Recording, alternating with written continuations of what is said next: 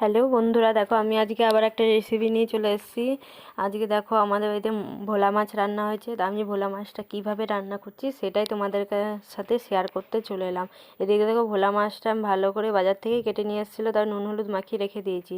তারপরে দেখো এদিকে মশলাটা করে নিয়েছি, আর এদিকে মশলাটা আমার ভালোভাবে হয়ে গেছে। দিয়ে কড়াই দিয়ে দিয়েছি, কড়াইয়ে তেলও দিয়ে দিয়েছি। তেল দেওয়ার পরে তেলটা গরম হয়ে যাওয়ার পরেই আমি দেখো এদিকে মাছটা ছেড়ে দিলাম, নুন হলুদ দিয়ে মাখিয়ে রেখেছিলাম। সেই মাছটা তেলের উপরে দিয়ে আমি ভাজা দিলাম। ওই পিঠটা হয়ে গেছে, তারপরে এই পিঠটা দিয়ে আমি মাছটা তুলে নিলাম।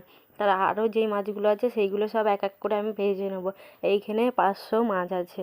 তা দেখো আমার সব মাছ কিন্তু ভাজা হয়ে গেছে, সব মাছই আমার রেডি হয়ে গেছে ভাজা। আর দেখো তেলটা আবার কালো হয়ে গেছে। ওই তেলের মধ্যে আমি আরেকটু তেল দিয়ে মশলাটা দিয়ে দিলাম। মশলাটা দিয়ে নুন হলুদ সব কিছু দিয়ে দেখো আমি ভালো করে মশলাটাকে কষিয়ে নেবো।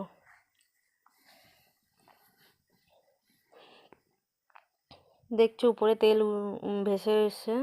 দেখো মশলাটা কেমন হয়ে গেছে।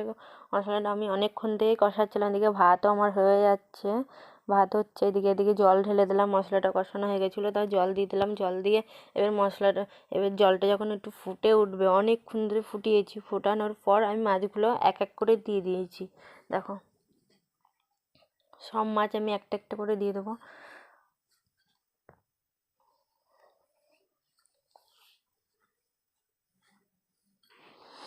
দেখো ভালো করে ফুটিয়ে নিলাম, অনেকক্ষণ থেকে জাল দিয়ে নিয়েছে, কিন্তু আমার মাছের রেসিপি রেডি হয়ে গেছে।